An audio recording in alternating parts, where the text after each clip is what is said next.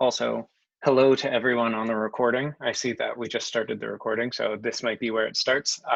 In the chat in Zoom, I've just been asking people familiarity with programming, familiarity with blockchain concepts, familiarity with JavaScript to give me some context for how to tailor this talk as I go through it. All right, well, let me get started. I'll share my screen and I'll just share the whole thing. I'm not super familiar with Zoom screen sharing, so forgive me if it takes me a while to find some things. But also, I'm like not sure for the people on the recording. I'm not sure what you'll see right now. Will you see the video of us over on the side of my screen or just my screen itself? It's a mystery to me. They will see your screen. Just my screen. Uh-huh. And no people on it. All right. I can look into putting the people, but I'll have to check after the recording to see where it is. All right, sounds good.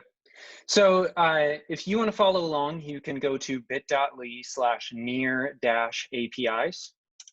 That will bring you to this github.com near examples workshop exploring near APIs. We are going to get more into this partway through this talk, if there's time, if we cover the topics. But it is written in a way that's sort of a go at your own pace experience.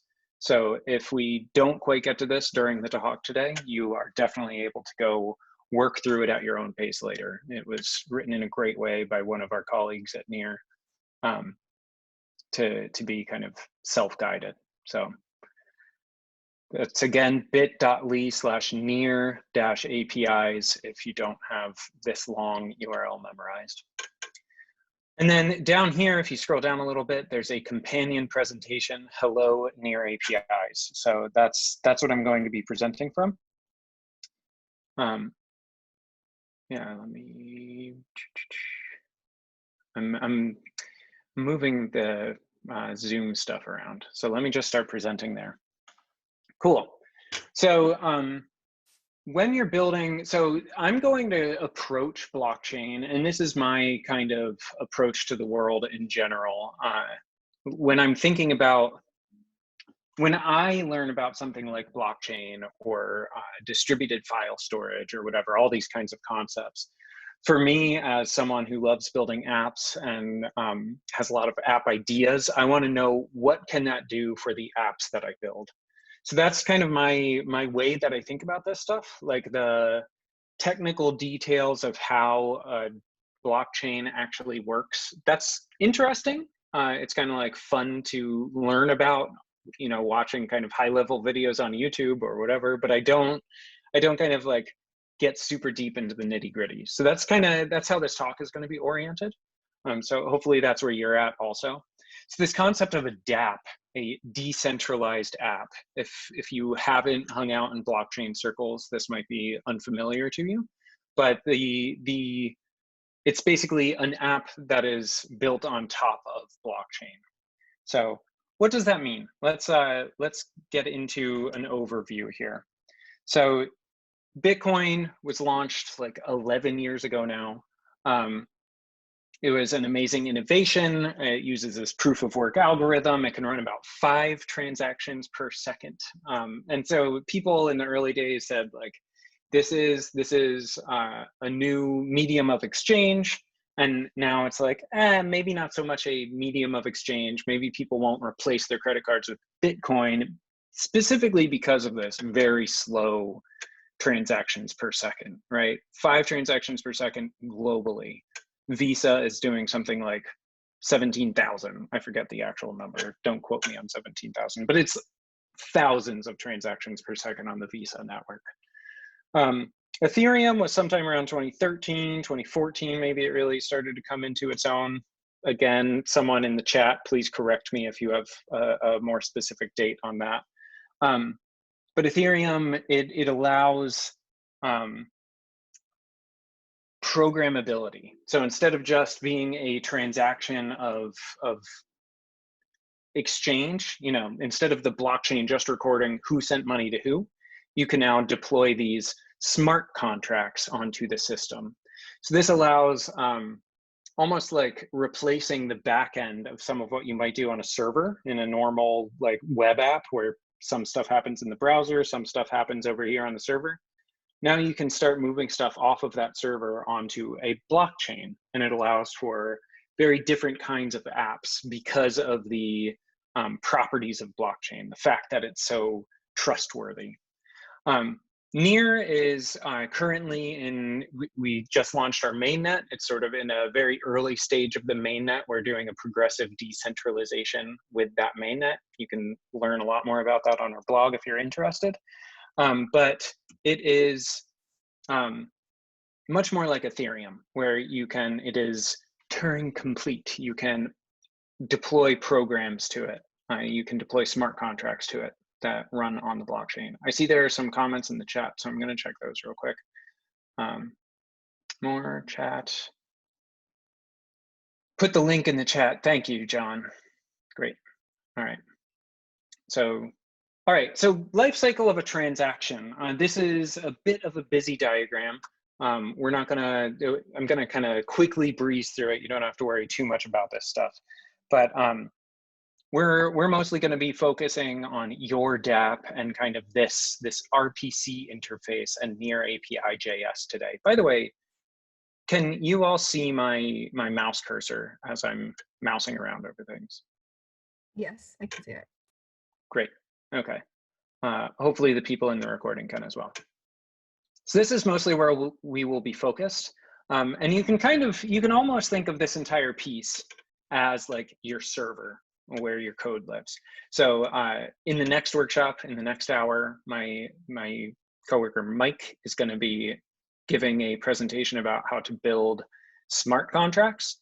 So that's part of your DApp, but it gets deployed to the blockchain and ends up over here.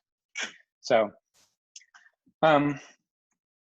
Near has two paths for extension. There's the DApp contract development, and that's all these tools. That's what Mike will be getting into. And in this talk, we're going to be talking about DApp UX development. So using Near API JS to connect to the Near blockchain to manage accounts, call your contract methods, and more.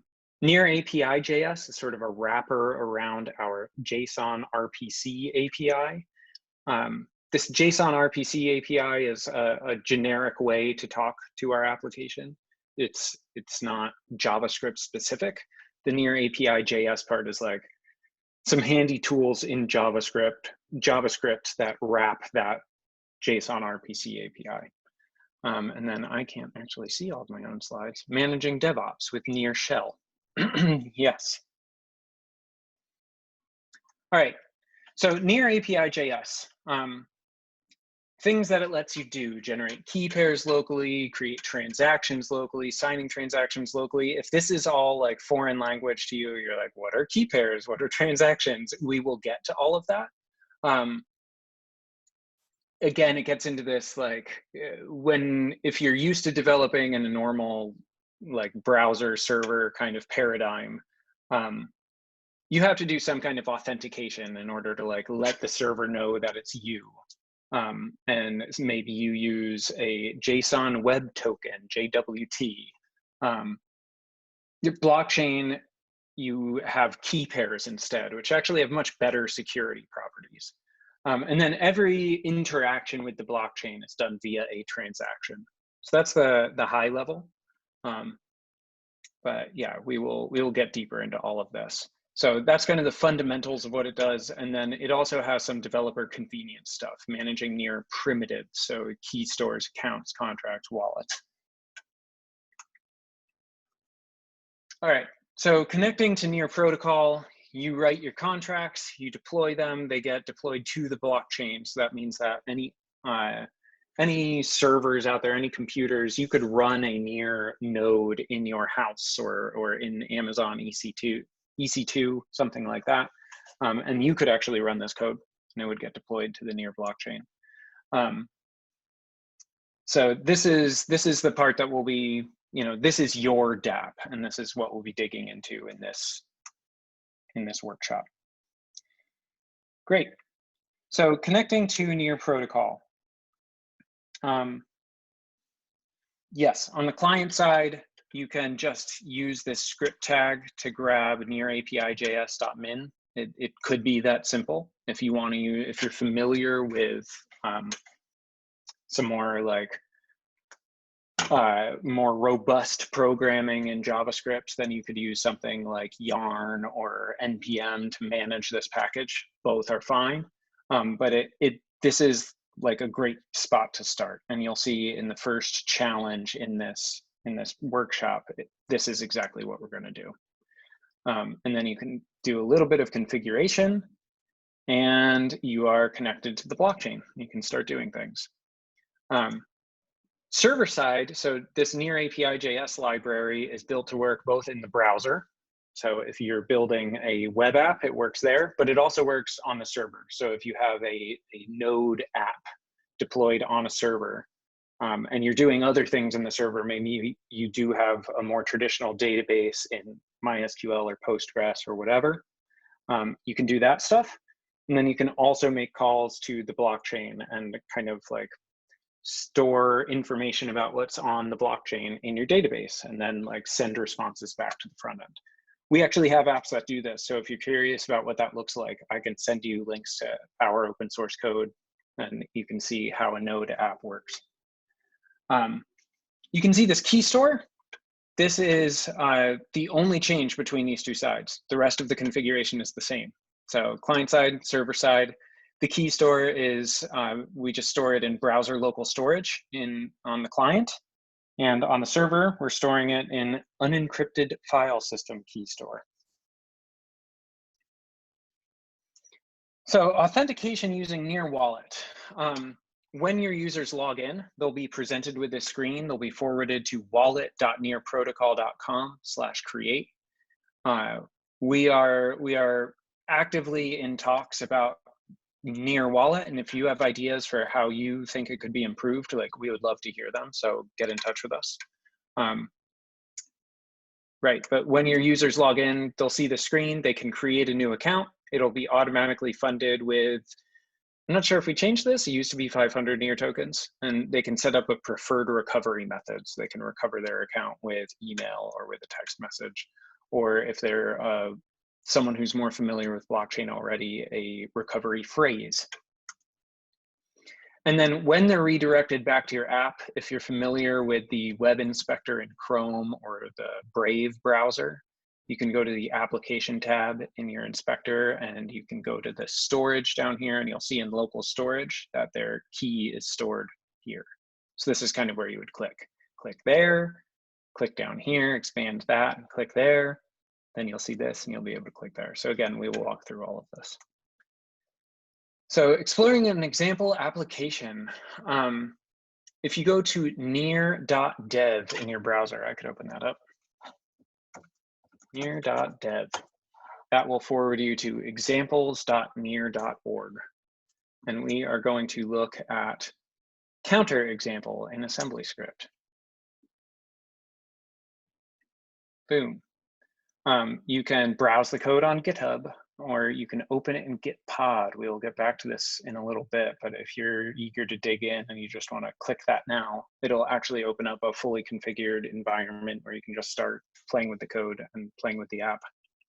But let's browse on GitHub for now. Oh, GitHub, you are having problems. We're back. Great. Phew. Thanks, GitHub. Cannot retrieve the latest commit at this time. How fun. All right, well, I'm gonna go back to my presentation, keep presenting from here. Exploring a sample application. So you can see here just an example of how you might set up Near API.js, import star as Near API, and then there's this get config file, and we're going to pass window.near equals await Near API.connect, and we're going to pass in browser local storage key store. So that's how you tell it, like, store the user stuff in local storage. And then Near API wallet connection window.near. So this gives you their account. And that's what's going to let you do things like sign in, sign out. That's what manages the redirect to that Near wallet page. So it's all, if you've done other kinds of authentication in an app, this it might not be familiar, but like this kind of boilerplate code for connecting to whatever kind of authentication service should be like somewhat like, okay, yeah, I've seen things like this. I can do this. We've kept it nice and simple like that. So connect to near, store private keys in the browser's local storage. This line is going to set up a connected account reference to be used when logging in with the near wallet. So that's how you write. It's both how you sign in and it's how you're going to access data about the current user who has signed in. And then this contract part is near config. This is where you're going to store the name of your contract. And these are view methods and change methods on your contract. So in the next workshop where you learn to write contracts, you're going to learn to write some methods that just get information. Those are view methods. There's looser security requirements around that. Usually anyone can read those. And then change methods. So for the counter example, that lets you add 1 to your counter, subtract 1, or reset it back to 0. Guest book, same thing here. We're going to connect to near API. We're going to set up a wallet connection this time instead of wallet account, but same idea. It has a lot of the same stuff, but this one is a little bit more full featured, I'll say. And then again, we're connecting to the contract, but this time we don't have as many change methods, just these 2 methods now.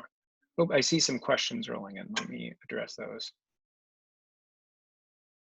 Mike says, Guestbook is working great and is a fantastic example to check out. Thank you, Mike. Yes, I agree. All right, contracts, accounts, and state. Just a quick note, especially for people who might be somewhat familiar with how kind of accounts or public keys work on other blockchains. This is one area where near differs a bit. And again, it's in service of a great user experience. So accounts in near are stored over here, or actually let me reference my notes on my other screen here.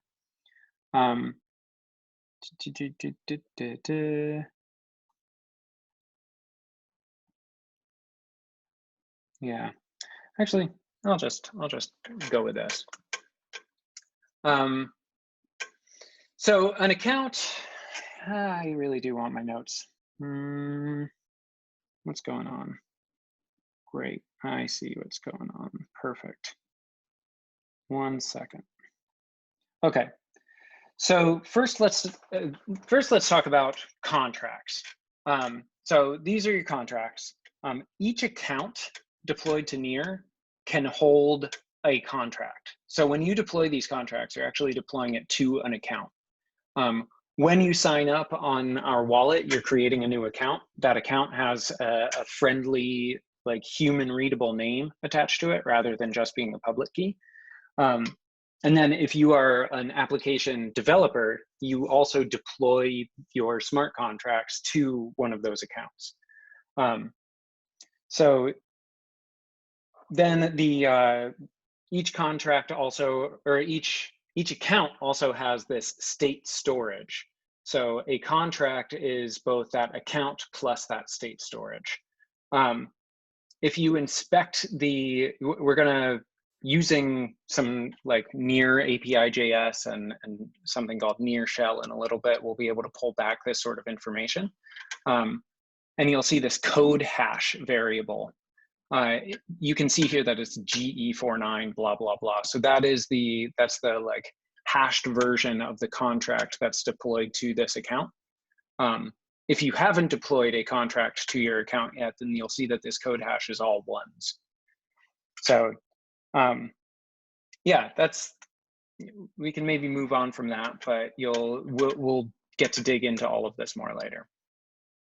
So we can query state directly for any account, and you can see the command here, http post to rpc.near.org, and you can inspect everything that it returns. So this is showing contract new corgis. /d code is going to put in a bunch of new information there. So by default, it shows it all in this kind of like hashed version, or this, maybe it's binary, not sure. Mike, if you want to chip in, if you know, let me know. But if you attach this ./d code, it'll show you what the actual state is in this account. All right, so JSON RPC API, let's dig into that. So your dApp is going to connect through near API JS over this RPC interface to the blockchain. And all of our apps do the same thing. So your dApp uses these tools, but all the examples at near.dev, we have this Near Explorer that we maintain, the Near wallet itself. Near Shell is also using Near API JS. So you can be confident when you're building your decentralized application that these are all well-supported interfaces that are not going to break on you. I've got a message in chat. Base 58 says Mike. That's the way that those values are hashed. So all of this is base 58, and whenever you decode here, that's what you're doing. Okay. So Near API JS wraps this RPC interface. You can skip using Near API JS and just use curl directly. This is how you would kind of interact with the low-level RPC interface. We can monitor the network for changes doing stuff like this, and our third challenge in the workshop is exactly like walks you through doing this kind of thing. So if you want to dig in and really understand how that RPC interface is working, this is a great way to really wrap your head around it. When you're testing your contracts, we've got 3 different ways of testing right now. We've got these unit tests in, if you're developing an assembly script, you'll be using Aspect. And in Rust, you're using Rust's built-in unit testing. We have integration tests where you can actually deploy your contracts and then make calls against them and assert that the state changed in the way you expect. So we have a couple different testing networks that make that a great option. And we have this new kind of test called simulation tests, which are more similar to integration tests in how you use them. It allows you to simulate like doing one transaction and then like seeing what the state looks like, and then doing a follow-up transaction and seeing what it looks like. So it's sort of stubbing out the network. These two may be merged in the future. So let's build. Also, it's so, Zoom is covering up a significant portion of my screen. So I'm constantly, when you see me moving around over here, that's what I'm trying to do. I want to like see people while I do this presentation, and Zoom is making it hard. All right. So yeah, bit.ly/near APIs, you'll get to that. You can visit near.help, this hangout on Hopin. I probably should have removed. We are not on Hopin for this conference, but we'll be here in Slack, obviously, or not in Slack, in Zoom. And you can also, we have a support, if you go to near.help, you can also see a link to our support channel in, well, in Telegram. We have a community Slack, but I think we've moved that back to Discord, which is good news for all of you, since that's where the where this hackathon is happening also. So yeah, hop over there if you have questions. But let's start digging into this. So this is made to be somewhat self-guided. If we were in person together, what I would want to do is have you all start working through it, potentially working through it in small groups, and then just sort of like walk around the room and answer questions and see how it's going, and maybe present about interesting aspect, like interesting things that people have run into. But we're not all in person, so we're gonna have to figure out a different way to do this. If the organizers have ideas about how to facilitate that sort of in-person experience over Zoom, I would love to hear it. But otherwise, oh, sorry. Yeah, no, go ahead, John. The only thing you have so far in terms of like facilitating to have that feel is just to have people working with it alongside you if you have like a specific like activity that like everyone's kind of doing it.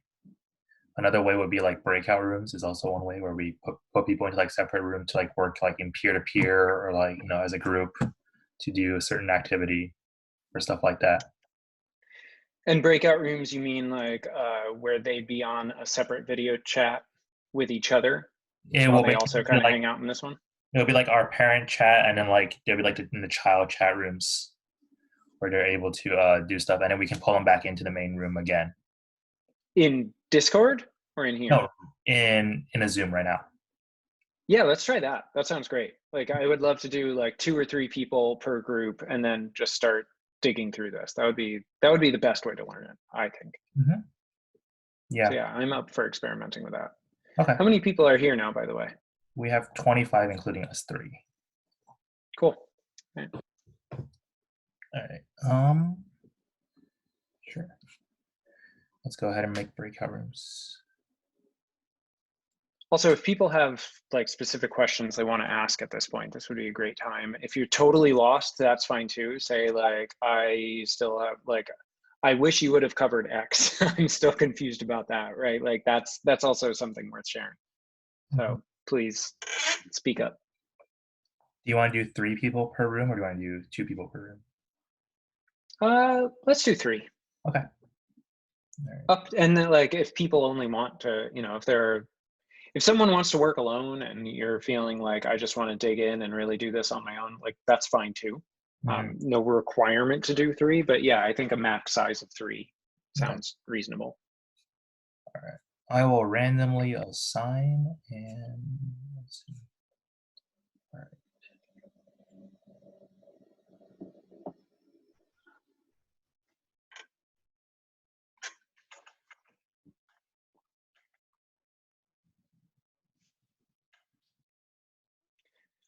Well, while you're doing that, should I keep like kind of explaining what's going on here? Sure.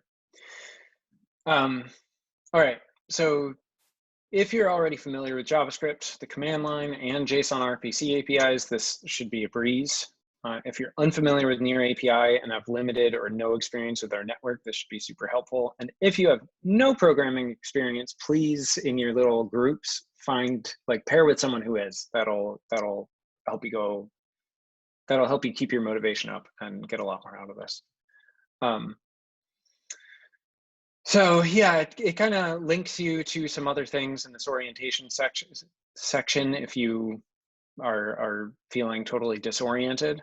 And then I would recommend for everyone, like right now, go ahead and click this open in Gitpod link. Gitpod is an online editor that I'll show it to you here. It takes a little while to start up though. So what it's doing is it's actually launching like a server process somewhere. And then your browser is going to be communicating with that server process. And that server, it's running Linux and it's installing all of the dependencies so that it can run this app. And you don't have to do any of the like figuring out how to install the correct version of Node.js and figuring out how to install Rust and all those sorts of things. That's taken care of for you. So you can see that it's like doing all of that work already. Oh no, it ran into a problem. Package config path environment variable. Mike, look at that. We're getting that same problem that we saw over in guestbook. It looks like it's doing an npm install nearshell-g, no optional. So this recently stopped working in Gitpod and we are not totally sure why. Let me check something. So all the breakout rooms are created. Do you want me to send out the invites now so they can all go into their separate rooms? Sure, yeah. I just pasted a link in the chat too that maybe is going to be helpful, where there's a specific version that we can use instead if you run into problems. A specific version, let me look at that. Near shell, oh, interesting. Okay. So it's something to do with this version of near shell. Okay, yeah. So in the chat I have npm install tacg and then near shell, and then there's an @ Oh yeah, sorry, I forget that Zoom doesn't show you like all of my screen. It doesn't show you anything to do with itself. So yeah, I thank you for speaking that out loud. So this here is doing npm or npm install nearshell-g, which installs it globally. But the latest version of nearshell is 0.24.0. That doesn't work. So instead, you can do npm install-g nearshell at 0.23.2. And this should install without a problem. Thank you, Mike. Perfect. Okay, so then if you type which near, you should see it. It's also installed if you do just npm I, it's installed in node modules bin or .bin near. You can do things like near login. So you'll need that for the workshop. Actually, Mike, do you mind just pushing a change to this repository quickly before people get too deep and just update that git pod command? Yeah, So that when people click open in git pod, it's installing that slightly older version that doesn't cause problems with git pod. Okay, thanks. Excellent, thank you. Great, okay, so we're working on that. If you run it locally, then you can just clone this repository. If you're familiar with Git, you click this link, copy that, and you'll be able to run or use HTTPS, might be the default, git clone this link. How many people are familiar with Git? Can you put a, what's the last number that I used? Put a 3 in the chat if you're familiar with Git. Excellent. Glad to see that's a thing that college students know these days. I never learned it in college, but I also didn't study computer science. So maybe they just didn't teach it to other disciplines. Every discipline should learn Git. What a lifesaver. All right, well, anyhow, so if you want to clone it locally and do all of this locally, that's totally cool, and maybe you'll run into fewer problems. And if you are already familiar with Node.js and like that's not intimidating to you, then just go with this. Go with running it locally. So there are a bunch of available commands. We recommend using yarn, which is like you can get it with npm install-g yarn. But in a package.json file in a project that uses npm, that uses Node.js, all of these scripts are just shortcuts that you can run with yarn build :contract, yarn clean, or npm run build contract. So these are just convenient shortcuts that we've added. You can also see there are a bunch of contracts in this project. We've got a greeting contract. We've got a counter contract, guestbook, cross-contract calls. You can build any of those using yarn build greeting to build just that contract. Yarn build counter. And we also have all of these tests. So you should be able to just run yarn test all, and you should see a bunch of pretty green check marks pop into your console. Let me demonstrate.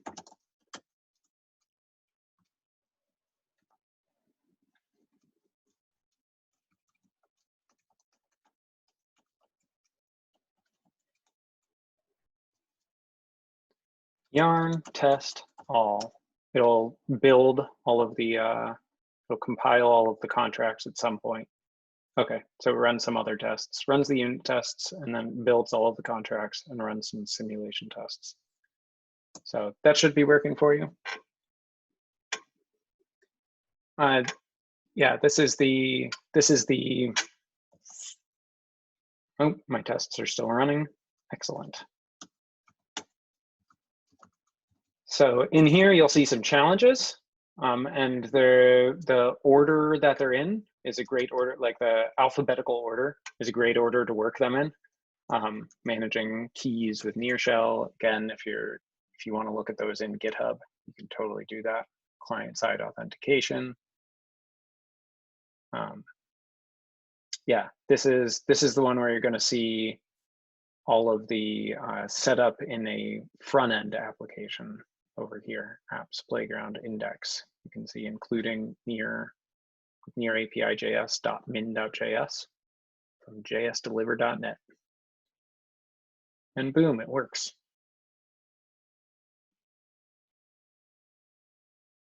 yeah, and then if you want to dig in and see what contracts look like, these are it's .ts, which is TypeScript. Caveat, it's not actually TypeScript, it's assembly script, which is a version of type. It's like a dialect of TypeScript that compiles to WASM, which is what WebAssembly, short name WASM, which is how contracts run on the Near blockchain. So yeah, and there are great READMEs. There's a great README within this contract also. I don't think these other ones have READMEs, but that first one does. So if you're curious to learn more about the contracts, you can check that out too. Super in-depth. Sharif does an awesome job. This guy. All right, so everyone's in their breakout rooms, I guess, and that probably means that I should shut up and maybe stop sharing my screen. I don't know what happens now, John. We just hang out and field questions? So I haven't put them into breakout rooms yet, because once they go into breakout rooms, they won't be able to view your presentation anymore. Okay, well, I feel like my presentation may as well end. I guess one other thing to call out is this getting help link. But yeah, you can follow along at this point. You've seen all there is to see. So let me go ahead and stop. Unless there are specific questions, someone wants to see something, like wants me to walk through something more. And the yeah, the activity is or the workshop is looking good, so you can use that Gitpod link. Sorry about that little slip. Great, thank you. We could just put everybody in the same room, given that we only have like 18 more minutes left of this workshop. So rather than having people go to breakout rooms and then come back, we could just let them do it here. Just everyone individually, and then if you have questions, sort of like raise your hand. Okay. And will we just like keep the camera rolling and then maybe edit this part out afterward? I can pause recording right now if you want. Doesn't matter to me. Totally up to you. But yeah, I'm gonna stop presenting and sit here and twiddle my thumbs, maybe go through it myself and wait for questions. Is that a good way to do this? Or would people like want to see me work through it on my own? I guess if people want to, they can put a 4 in the chat. Do you want to passively watch me? Or if you want to passively watch me do the workshop instead of you doing it yourself, put a 4 in the chat.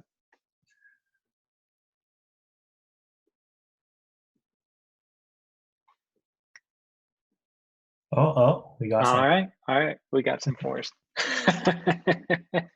Great. All right, well, let me get to it then. Lots of 4s. All right, well, then let me share my screen again. Cool. Okay.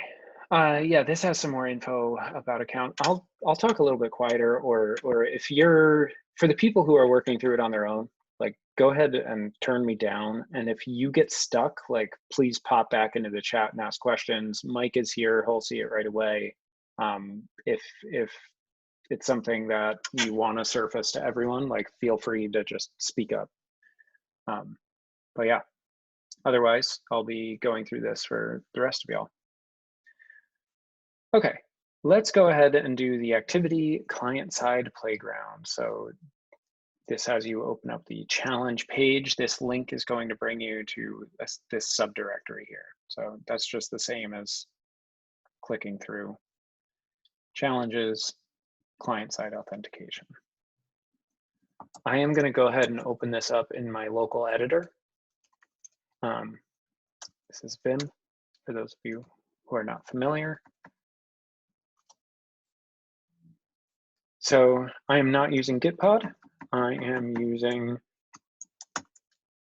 local development.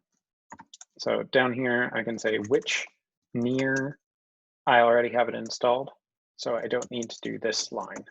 If you don't have it installed and you're not using Gitpod, you'll need to make sure that you have Node installed, and then you can do npm i-g near shell. That's the same as npm install -- global near shell. So just a nice little shortcut. Oh, wait, am I in the wrong one? I'm totally in the wrong one. Silly me. Cool, we don't even need to install NearShell yet, but yeah, for the next one, you got a sneak peek. Cool. Let me shrink this little Zoom video that you can't even see. All right, set up your playground, it says. Open the file, challenges, apps, playground, index.html in a browser. And you don't just want to open it so you see the like file : // So instead you want to use something like npm i-g serve, or there's also this python-m simple server that you can use. So you're going to want to cd change into challenges, apps, playground, and then you can type serve dot. There's the incantations you need. This got me into this folder. Now I'm serving it. You can see serve says, here it is. So you can click localhost 5000, boom, and then you can open up your developer console. Let me go ahead and if I do something like this, can you still see that? Can you see my browser and my terminal? Good to go. What's that? Good to go. Great. Excellent. Okay. So let me move things around a little bit. And also let me know if it's too small or if everything is visible. It's not really important what's on the page here. It's basically just a placeholder. This is the important stuff. We can go ahead and clear that error. We don't care. Is it all big enough to see? Is the text legible? Yeah. Okay. You said, yeah, like good enough, but maybe it could be better. So I'm gonna increase it a little bit more. All right. So I've opened the file. Do not use the file system. You should not see file : I do not. I see localhost : 5000. That's what you want to see, or localhost something. Right, and you don't actually have to install serve. You can just npx serve. That'll install it if it's not there already. So, all right, verify your setup. Verify your playground is ready for maximum velocity fun. Try copying and pasting each of the following snippets into the, where to go? Into the browser's developer console. I'll go a little slower. Test 1, do you have a reference to near API.js? Use near API.js to generate a new key pair. No network connection is needed for this part. So I'm going to say, I can just copy and paste all of this. So let me copy that line, paste it over here. Key pair. Yeah, that looks like something. Or I can copy and paste this entire line, actually, this entire set. So it's made so you could go through and like type it one line at a time if you want, or just go ahead and type the whole thing. Key pair has already been declared. Of course it does, because I did it twice. We'll say const key pair 2. Public key, ed25519, blah, blah, blah. And we're doing a console.warn to show this private key, because that's something you would want to keep secret. In this case, it doesn't matter because I'm not going to be using it for anything. So you'll know it worked if you see that. So if you were feeling a little bit intimidated by the idea of doing the workshop yourself, hopefully I've done an okay job of showing you that you can do it. You can try it out, and you can connect to near API. You can start using near API.js like that. And if you don't have Node, and so that part of it is intimidating, then the Git pod link is the way to go. You can do the same thing over there. All right, so next, test 2. Do you have a connection to the near network? Try using near API.js to inspect the state of the blockchain. What? There we go. I'm going to paste it down here. Boom.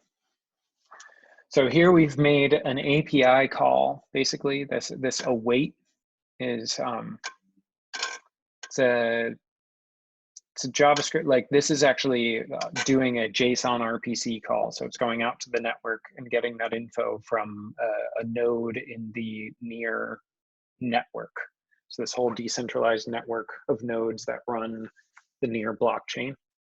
And one of them is going to respond and send back some info with all of the network status.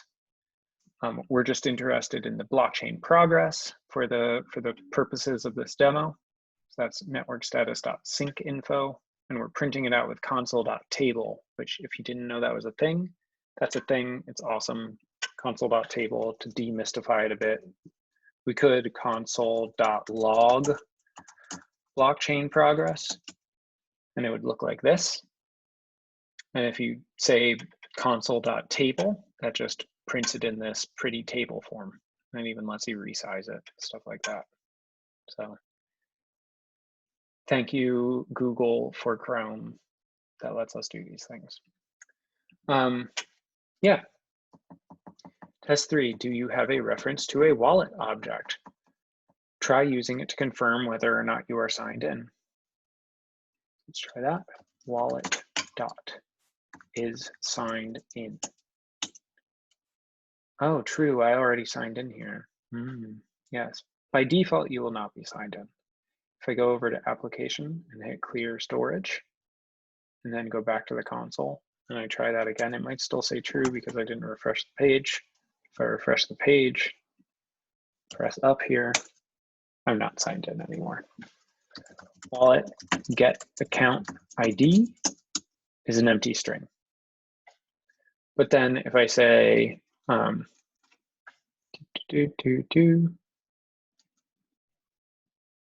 all of this, this is the method. Oh, I see. This is a little bit weird to read in mine, but whenever I'm in my editor, let me copy it into here. FYI, this is the method signature. So when we say wallet.request sign in, it's taking the contract ID, which in this case is null, and then the title of the app. You can also optionally pass in a success URL and a failure URL, but you do not have to do that. So let me just do it like that. If you're wondering where this wallet variable is coming from, again, that's defined here in this index.html, window.wallet, new near API wallet account. So you can walk through the code in this front end, and as you're participating in the hackathon, you can use something like this as a starting point, or this exactly.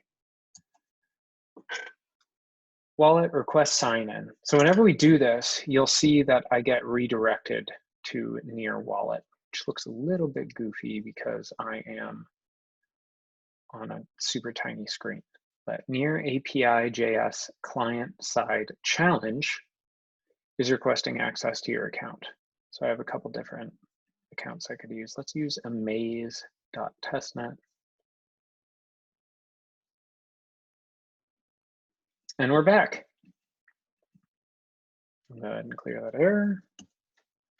And now whenever I press up here, and by the way, that near API JS client-side challenge, it's just a string that we passed in. Nothing magical going on there. I wish something more magical were happening, but it's not. So now if I say wallet.getAccountID, amaze.testnet, wallet.is signed in, true.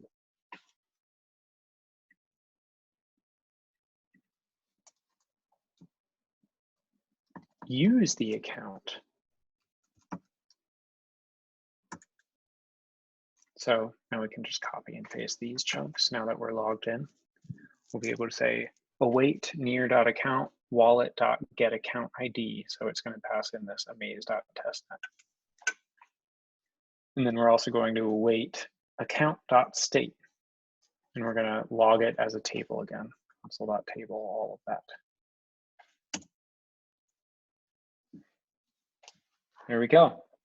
The amount in my wallet is this gigantic looking number. Near stores, like near can be divided down to 10 to the minus 24 decimal places. So this is whatever small number you saw whenever I was actually on the wallet page. Wallet.testnet.near.org is the one you want now. Amaze.testnet has 500 near. So you can see here, it actually has slightly more than that, way down buried in the decimal places. 0 of it is locked. Code hash 11111111. If you remember back to the talk earlier, I was saying you can deploy a contract to any account. The fact that this code hash is all ones means that I have not deployed a contract to this account. Storage usage 581. Storage paid and never paid. Block height, block hash. That's all interesting. Okay. We can also find out which apps I've authorized. Account.